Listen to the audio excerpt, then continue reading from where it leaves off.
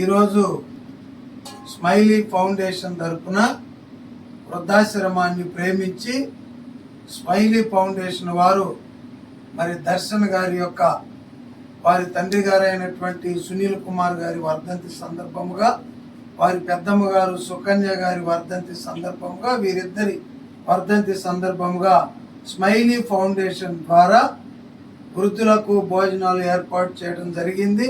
దర్శన్ గారి కుటుంబానికి దేవుడు ధైర్యాన్ని, ఆయురారోగ్యాలను ఇవ్వాలని మనసారా కోరుకుంటూ వారిని దేవుడు దీవించును గాక. ఆమేన్.